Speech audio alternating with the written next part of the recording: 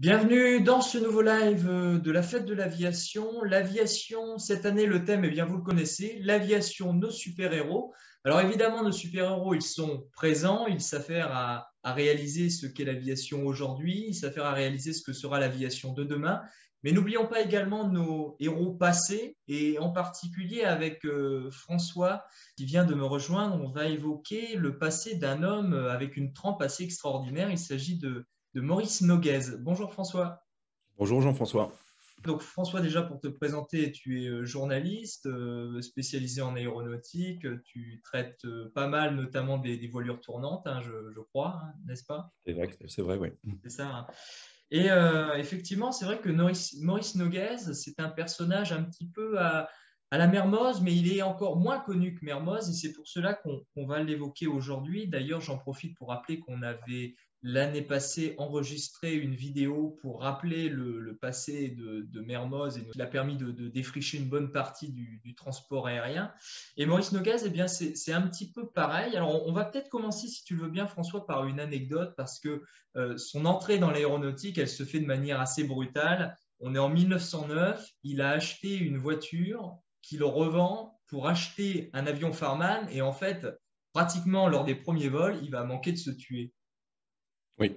Alors, il faut rappeler que c'était fréquent en 1909, lorsqu'on souhaitait apprendre à piloter. Déjà, on n'était pas n'importe qui, c'était un sport à risque. Le matériel était ce qu'il était. Il était au sommet de l'art de 1909. Il est évident qu'aujourd'hui, c'est pour nous une aviation très précaire. Et oui, Maurice Noguez, il a appris à piloter avec le conseil de personnes qui étaient déjà brevetées, et point. Donc, il fallait s'essayer tout seul, sans oser décoller, hein. On faisait aller la manette de gaz, on donnait un petit peu du palonnier, voir ce qui se passe, et puis quand on est familiarisé avec ces commandes de vol, eh bien, on ose un premier décollage sans trop savoir ce qui va se passer ni comment on atterrit. C'est aujourd'hui une façon d'apprendre qui nous est totalement étrangère et dont on ne sait pas s'il faut en rire ou en avoir peur. Mais oui, comme beaucoup, il a commencé par casser du bois, comme on dit, oui.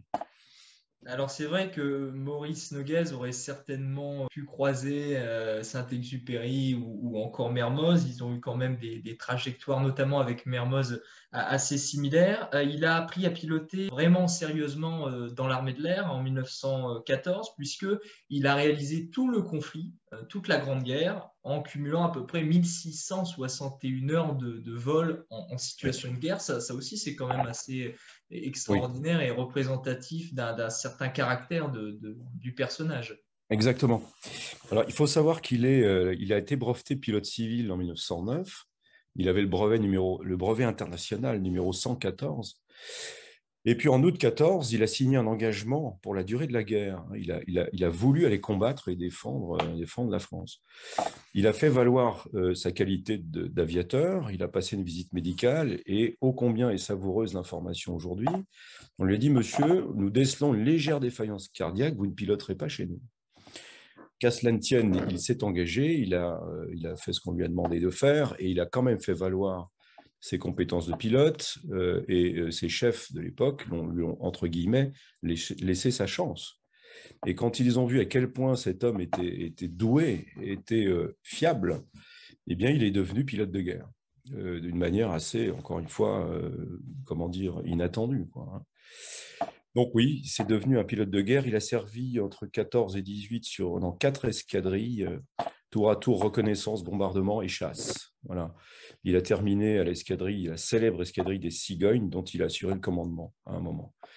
Et il a été libéré avec 13 victoires homologuées, ce qui le place dans le peloton du milieu des as de guerre français. Si on considère tous les as qui ont plus de 10 victoires à leur actif, ils sont à peu près 57 de mémoire. Il doit être à peu près à la 25e place.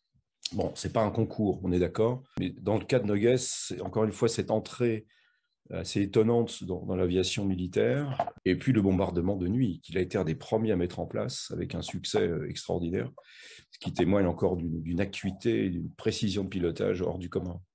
Alors merci François de le préciser parce qu'effectivement il a d'abord commencé comme mécanicien dans les armées. Il a appris à voler ensuite sur BB, c'est-à-dire sur le Newport 11.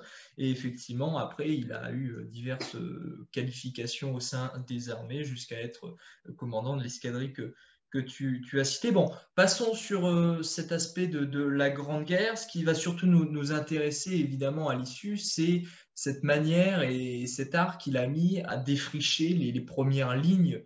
Et je pense notamment d'abord à la franco-roumaine. À partir de 1922, il en a été le chef pilote.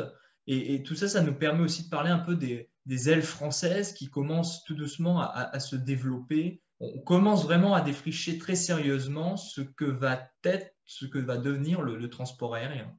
Exactement. Nous sommes dans la période d'effervescence, de transposition de l'aviation militaire vers l'aviation civile à mission pacifique. Et les enjeux, en sortant de cette première guerre, sont ressentis comme cruciaux par la plupart des grandes puissances du monde, hein, et en particulier les puissances européennes, parce qu'elles ont éprouvé l'aviation et qu'elle a fabriqué, entre guillemets, d'excellents pilotes, mais aussi parce qu'elle y voit un intérêt diplomatique et commercial évident. Ce qui est même plus vrai pour les Européens que pour les Américains du Nord, qui se mettent aussi à l'aviation, bien sûr, mais pas du tout avec les mêmes visées. Hein. L'Amérique, elle veut rejoindre la côte Est et la côte Ouest, le Nord au Sud. Ce que veulent faire les Britanniques et les Français en tête, les Allemands beaucoup moins, et on sait pourquoi. Hein, leur accès à l'aviation après le diktat de Versailles de 1919 a été réduit, volontairement réduit. Il n'empêche que techniquement, ils avaient eux aussi des choses à faire et à dire. Et on le sait ô combien, quand on arrive en 1939, on en prend toute la mesure. Mais ce n'est pas notre sujet du jour. Mais oui, Maurice Noguès participe à cet essor de l'aviation commerciale. Alors, on entend à nouveau parler de l'aviateur Noguès en 1922, comme tu viens de le dire, lorsqu'il est intégré à la compagnie franco-roumaine, qui fait partie de ces petites compagnies qui sont des initiatives privées, hein, non pas étatiques, et qui entendent chacune dans telle et telle direction développer, déployer des lignes. Donc la franco-roumaine, comme son nom l'indique, elle vise Bucarest. Et qu'il faut d'abord, avant d'aller à Bucarest, il faut d'abord aller de Paris à Strasbourg, par exemple. Et effectivement, Noguès connaît le Paris-Strasbourg. Et puis petit à petit, on va plus loin. Alors on arrive en Europe centrale, et puis de l'Europe centrale, on se dit, alors quand je dis on, ce sont les promoteurs de ces compagnies, et même à Maurice Noguès lui-même, en tant que pilote d'élite et entreprenant, et soucieux de faire rayonner les ailes françaises, lui-même se met à rêver d'autres destinations de plus en plus lointaines. Donc, pour faire court, on le verra faire un voyage d'études sur Paris-Moscou, et on le verra partir en Turquie. Et ça, c'était pas évident parce que la Turquie n'était pas très hospitalière pour les aviateurs d'Europe de l'Ouest, pour des raisons diplomatiques, politiques qui ne sont pas le sujet du jour. Donc, ils étaient moyennement accueillants. Il y a quand même eu donc des liaisons vers la Turquie. Mais lorsqu'il s'est agi, et Noguès en était le porte-parole et le promoteur assidu, d'envisager d'aller de plus en plus vers l'Orient, Noguès a choisi, très intelligemment, d'éviter de survoler l'Europe de l'Est, justement, en tout cas la Turquie, et même l'Allemagne. Ce n'était pas évident de survoler l'Allemagne à cette époque. Les Français n'étaient pas bienvenus. Il s'est dit, il faut passer par la Méditerranée et la Grèce. Et c'est ainsi qu'il a, à travers toutes les missions d'exploration, d'études qu'il a menées, presque tout au long de sa vie d'ailleurs, il est parti de Marseille vers la Grèce. Et de la Grèce, il est allé dans ce qu'on appelait la Syrie de l'époque. Le Liban n'existait pas encore. Donc on le voit à Beyrouth, et de Beyrouth, on le voit bien au-delà jusqu'à Damas, etc. Et puis, au fil des années, on n'a pas envie de dire des décennies, parce que sa carrière, c'est une douzaine d'années. C'est foudroyant, un peu comme un Mermoz d'ailleurs. Quand il est arrivé dans ces pays de Moyen-Orient, il n'a pas caché bien longtemps son désir d'aller jusqu'en Indochine française. Je me permets simplement de dire un mot, parce qu'à l'époque, le patron de ces lignes qui visent à aller jusqu'en Extrême-Orient lui disent après Bagdad, on s'arrête. Et lui, il a quand même envie d'aller jusqu'en Indochine, on le verra voler à Saïgon, même c'est d'ailleurs sur cette ligne Saïgon-Paris qui perdra la vie, on va en reparler après, mais voilà, il y a une force de caractère qui fait qu'à un moment donné, il se dit, mais non, moi je veux aller plus loin, j'irai plus loin et on va continuer à défricher ces lignes. Exactement. Il avait une véritable vision en tant qu'être humain souhaitant explorer le monde et le mettre à la portée du plus grand nombre, si j'ose dire, en tout cas du plus grand nombre via le courrier, via le passager.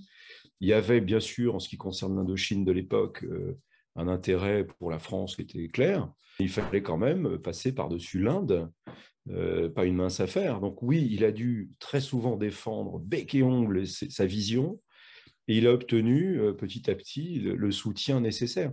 Ça l'a d'ailleurs conduit à changer d'entreprise à un certain moment. Il y a à la fois, je change d'entreprise parce que notamment la CIDNA, la fameuse compagnie internationale de navigation aérienne, ne le suit pas dans cette vision. Hein. Et donc, il change d'entreprise parce que d'autres entrepreneurs qui, eux, ont un peu ce genre d'ambition, connaissent Noguès, lui font une proposition. Il intègre donc Air Union Ligne d'Orient, qui deviendra plus tard Air Orient, qui sera plus tard une composante d'Air France. Bon, je vais un peu vite, mais il a effectivement cette opiniâtreté, pas obsession, mais pas loin. Sauf que lui, dans son cas, l'obsessionnel, il est extrêmement rationnel.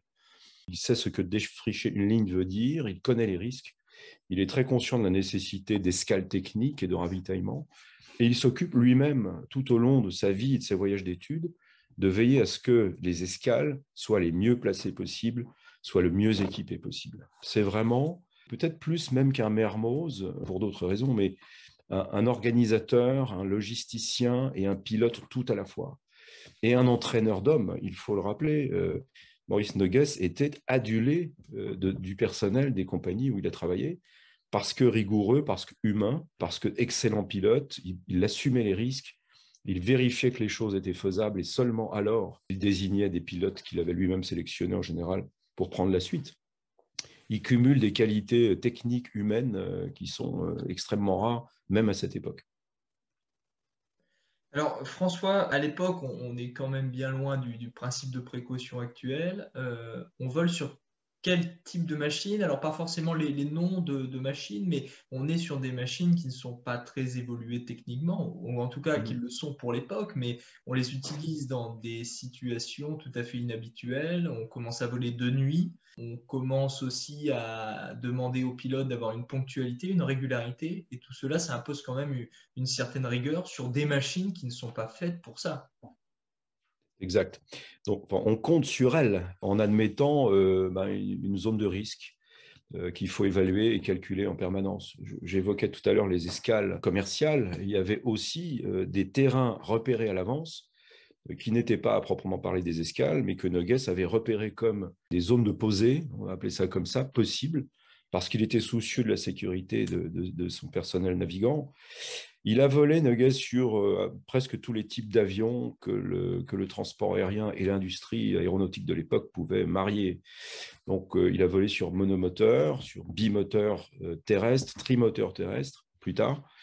Mais il a aussi beaucoup volé sur hydravion, parce qu'à l'époque où il a fait le pari d'aller en Extrême-Orient en longeant la Méditerranée, il était bien plus pertinent et sûr d'utiliser l'hydravion. Donc, il a utilisé aussi de l'hydravion, notamment des CAMS, de l'hydravion bimoteur.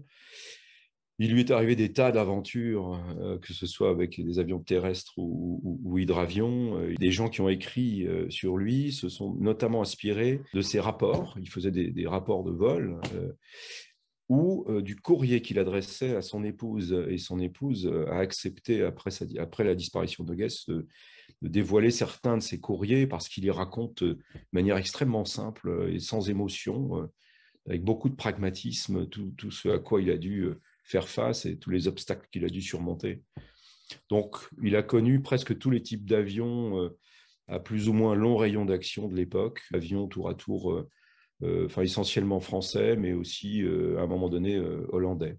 Évidemment, nous sommes en 1934, on est arrivé jusqu'en Indochine et sur une ligne Saigon-Paris, Maurice Noguès prend les commandes d'un D332 Emeraude et il perd la vie.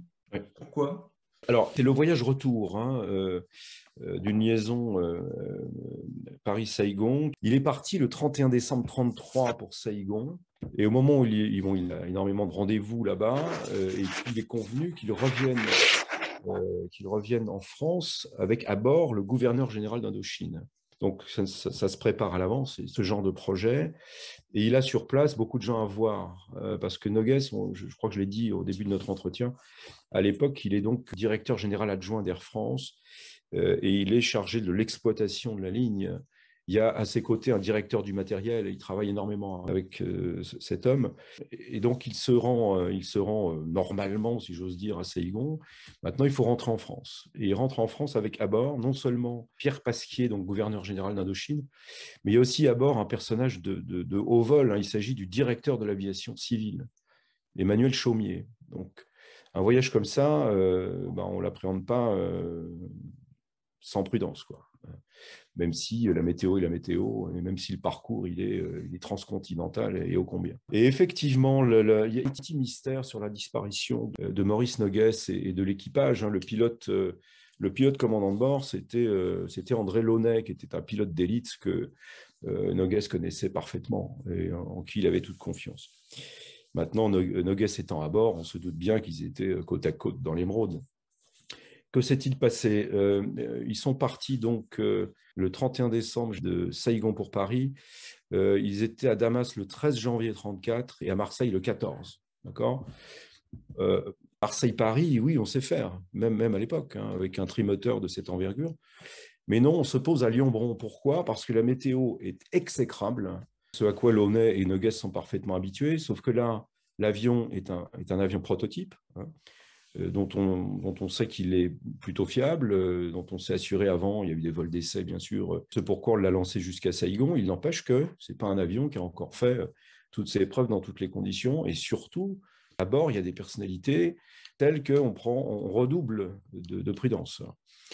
Et donc, il se pose à Lyon parce qu'il y a un phénomène météo extrêmement dangereux qui navigue au-dessus du massif du Morvan ce soir-là. Et que Launay, lui, en tant que commandant de bord, il dit « Moi, je ne pars pas ». Noguès se fie totalement à l'avis de Launay. Ils en parlent néanmoins ensemble. Ils communiquent vers le Paris-le-Bourget parce que Paris-le-Bourget attend l'émeraude avec des officiels, des invités et du public. On les attend pour fêter leur retour et puis pour les accueillir dignement. Donc, il y a un coup de fil, plusieurs messages qui partent de Lyon, qui vont au Bourget, et l'équipage dit trop dangereux. Il n'est pas prudent de partir. Voilà. Et puis de Paris arrive apparemment du plus haut niveau l'ordre à l'équipe qui est donné, donc transmis à l'équipage de décoller. Voilà. Donc l'équipage décolle contre leur avis technique et de pilote. Et hélas, comme tu viens de le suggérer, l'avion est perdu, il s'écrase sur la commune de Corbigny, dans la Nièvre.